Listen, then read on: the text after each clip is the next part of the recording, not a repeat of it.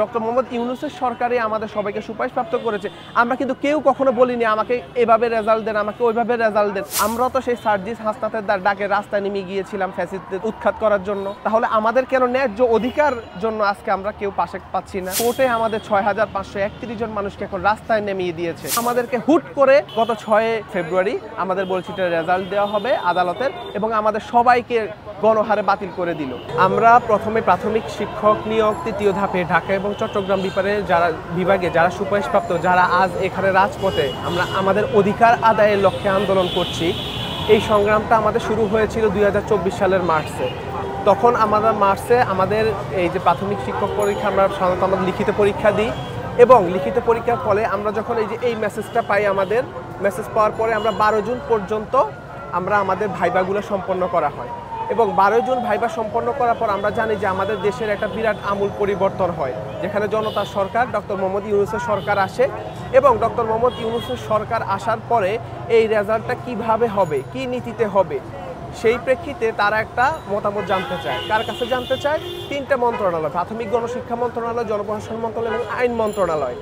যে জনপ্রশাসন মন্ত্রণালয় 23শে জুলাই প্রজ্ঞাপন দিয়েছিল, সেই জনপ্রশাসন মন্ত্রণালয় আইন মন্ত্রণালয়ের সুপারিশ নেয় যে তারা কিভাবে রেজাল্টটি দিবে। এবং আইন মন্ত্রণালয়, যেখানে আসিফ নজরুল স্যার সরাসরি তার স্বাক্ষরিত চিঠিও আমাদের কাছে বিদ্যমান, তিনি সরাসরি সেখানে বলেছেন যেহেতু এটা ভূতপূর্ব নিয়োগ এবং প্রজ্ঞাপন যেহেতু ভূতপূর্ব অপেক্ষা কার্যকর হয় না, সুতরাং এটা আগের যে সার্কুলার, যে 23-এর যে সার্কুলার অনুযায়ী, সে সার্কুলারটা অনুযায়ী আমাদের রেজাল্ট প্রকাশ করা সমীচীন হবে। সেই প্রেক্ষিতে গত 31শে অক্টোবর আমাদেরকে এই যে এভাবে মেসেজের মাধ্যমে সবাইকে সুপারিশপ্রাপ্ত হিসেবে মেসেজ পাঠানো হয়। এর পরপরই আমাদের মন্ত্রণালয় থেকে একটা নির্দেশনা দেওয়া হয় আমরা কিভাবে আমাদের সকল কাগজপত্র জমা দিব, আমাদের কিভাবে মেডিকেল টেস্ট করব, পুলিশ ভেরিফিকেশনের জন্য আমরা কিভাবে আমাদের কাগজপত্রগুলো পূরণ করে জমা দিব। সেই প্রেক্ষিতে আমরা এই যে বিগত 19 তারিখের আগে 12 ডিসেম্বর পর্যন্ত, 12 নভেম্বর পর্যন্ত আমরা আমাদের সমস্ত মেডিকেল টেস্ট, জব টেস্ট, একটা সরকারি চাকরিতে যোগদান করার জন্য অফিসিয়াল ফর্মালিটিস আমরা পূরণ করার পরবর্তী সময় আমরা শুধুমাত্র একটি জিনিসের অপেক্ষায় ছিলাম, সেটা হচ্ছে আমাদের যোগদানপত্রের।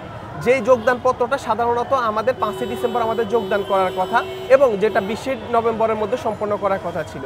কিন্তু হঠাৎ 19 নভেম্বর রাতে আমরা খবর পাই যে হাইকোর্ট কর্তৃক একটি স্থগিতাদেশ দেওয়া হয়েছিল। সেই স্থগিতাদেশ সাধারণত আমাদের 6 মাসের জন্য, এবং সেই স্থগিতাদেশে বলা হয়েছিল আমাদের যেন এখন নিয়োগ কার্যক্রমটি আপাতত বন্ধ রাখা হয়। সে প্রেক্ষিতে মন্ত্রণালয় যখন এই জিনিসটা লিভ টু আপিল করে, আমাদের এই স্থগিতাদেশের বিরুদ্ধে লিভ টু আপিল করে সুপ্রিম কোর্টের অ্যাপিলেট ডিভিশনে, সেখানে আমাদের চেম্বার জজ আদালতে এই জিনিসটা যখন উঠে, তখন চেম্বার জজ আদালতে বলে এটা আমরা ফুল কোর্ট শুনানি, 1 নম্বর কোর্ট, যেখানে প্রধান বিচারপতি ডক্টর রিফাত আহমেদ স্যার বসে, সেখানে আমরা শুনবো, এবং উনি বলে যে ওইখানে শুনে আমরা একটা সিদ্ধান্ত নিব। 1 নম্বর কোর্টে যখন আমাদের সব কিছু শুনলো, উনি দেখলো যে এটা বিচার বিশ্লেষণের ব্যাপার, উনি সরাসরি এটাকে হাইকোর্টে পাঠিয়ে দিলেন, বললেন যে যেই বেঞ্চ থেকে এই রিটের স্থগিতাদেশ দেওয়া হয়েছে সেই বেঞ্চে এইটা নিষ্পত্তি করা হবে।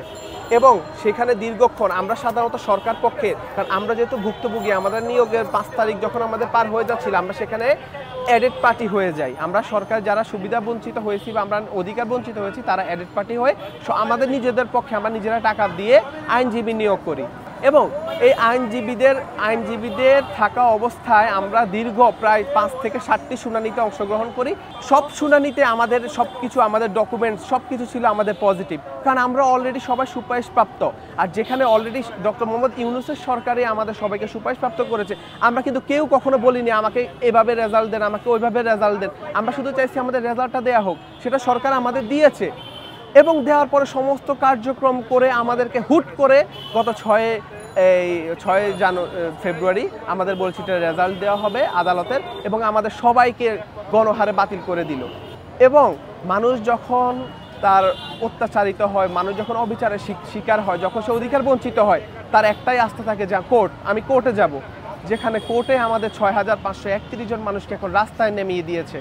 সেটাকে আমরা সবাই প্রহসন হিসাবে ধরছি, এবং আমাদের প্রতি আমরা বলি এটা আমাদের কোনো দাবি না, এটা জাস্ট আমাদের ন্যায্য অধিকার, যে অধিকারের জন্য আজকে আমাদের বোনেরা রাস্তায়। প্রাথমিক শিক্ষক যদি যারা এই রিটটি করেছে, তারা যদি পূর্বে অপেক্ষার চিন্তা করতো যে অলরেডি এটা 3টা ধাপে পরীক্ষা হয়, একই সার্কুলার 3টা ধাপে পরীক্ষা হয়, সেই সার্কুলারে প্রথম সব ধাপ শেষ, প্রথম 2 ধাপ চাকরি করছে, তারা সব কিছু করছে, আমাদের শেষমেশ সবাই এখন আমরা যেখানে আমাদের বিদ্যালয়ে থাকার কথা আমরা সবাই এখন রাজপথে। যদি আমাদের তখন সুপারিশ নাই করতো, আমরা এখানে এখন কেউ কোটা বুঝি না। দেখেন আমাদের এখানে ইয়াস আমাকে কিন্তু এখানে লেখা নেই যে তুমি কোটায় সুপারিশপ্রাপ্ত কিংবা তুমি এই কোটায় সুপারিশপ্রাপ্ত এই কোটা, আমাদের শুধু বলা হয়েছে সুপারিশপ্রাপ্ত। আমরা জানিও না আমার কোনো কোটা, আমার এখানে কোটা অ্যাপ্লাই করা হয়েছে কিনা। যেখানে আমাদের কোনো নির্দিষ্টভাবে বলে দেওয়া নাই, আমরা তো এখানে সুপারিশপ্রাপ্ত হিসাবে রাস্তা নেমেছি, যেখানে সরকার আমাদের অধিকার দিয়েছে, সরকার আমাদের সব কিছু করেছে। এখন সেই সরকারই আমাদের যদি রাস্তায় নামে, এটার মতো প্রহসন, এটার মতো অবিচার আমরা কিছু দেখি না। আজকে গত 6 তারিখ থেকে আমরা অনবরত এখানে অবস্থান করছি, কিন্তু দুঃখের কথা হলো যেই শাহবাগ থেকে বৈষম্য বিরোধী আন্দোলনের উত্থান হয়েছিল, পুরো বাংলাদেশ রিফর্ম হয়ে গিয়েছিল, সেখানে আজকে আমাদের যে মহান নেতারা আমাদের সবসময় পাশে থাকার আমাদের দিয়েছিল, আমাদের আপুর আজকে রাস্তায়, কিন্তু আমরা আজ পর্যন্ত কাউকে রাস্তায় এসে আমাদের একটু আশার বাণী শুরুতে দেখিনি। আমরা খুবই মর্মাহত, ব্যথিত। কেন? আমরা কি মানুষ না? আমরাও তো সেই সার্জিস হাসনাতের ডাকে রাস্তায় নেমে গিয়েছিলাম ফ্যাসিস্টদের উৎখাত করার জন্য। তাহলে আমাদের কেন ন্যায্য অধিকার জন্য আজকে আমরা কেউ পাশে পাচ্ছি না? আমরা সরকারের কাছে একটা বিনীত অনুরোধ জানাই, আমাদেরকে এই জিনিসটা থেকে যেন মুক্তি দেওয়া হয়। আমরা আর পারছি না, আমাদের এখন থাকার কথা বিদ্যালয়ে। এই নিয়োগের ফলে অনেকে হয়তো প্রশ্ন তুলতে পারেন যে সরকার নিয়োগ করেছে, সরকার বাতিল করেছে, কিন্তু আমরা এখন গ্রামে যেতে পারি না, আমরা এখন আমাদের পরিবারের সাথে মুখ দেখাতে পারি না। কেন? তাদের একটাই কথা যে তোমার চাকরি হয়েছে, কোথায় পোস্টিং দিচ্ছে, কি করতেছো, চাকরি কি অবস্থা, বেতন কত। আজ আমরা এগুলো কারো উত্তর দেওয়ার সুযোগ নাই, এবং আমরা সামাজিকভাবে, আর্থিকভাবে, মানসিকভাবে খুবই বিপর্যস্ত এই জিনিসটা নিয়ে। কারণ প্রত্যেকটা মানুষের, বাংলাদেশের সংবিধান অনুযায়ী প্রত্যেকটা মানুষের সম্মান নিয়ে বেঁচে থাকার অধিকার আছে, কিন্তু আমরা এখন এই একটা নিয়োগের ফলে আমরা সবাই এখন সম্মান হারা। আমাদের আত্মসম্মান এখন জাস্ট শাহবাগের রাস্তায় লুটুপুটি খাচ্ছে।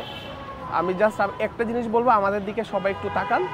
আমাদের কোনো দাবি নিয়ে আসি না, আমরা শুধু আমাদের অধিকারটা নিয়ে এখানে রাস্তায় আন্দোলন করছি। এবং আরেকটা জিনিস বলতে চাই, অনেকে আমাদেরকে একটা বিচ্ছিন্নতাবাদী তকমা দিতে চায়। আমরা ডক্টর মোহাম্মদ ইউনূসের সরকারকে পূর্ণ সমর্থন দিয়েই এই পর্যন্ত এনেছি এবং পূর্ণ সমর্থন থাকবে। এবং আমরা বিশ্বাস করি প্রাথমিক শিক্ষার উন্নয়নে ডক্টর মোহাম্মদ ইউনূসের হাত যতটুকু শক্তিশালী করা যায়, ইনশাল্লাহ নিয়োগের পর আমরা ততটুকুই করব।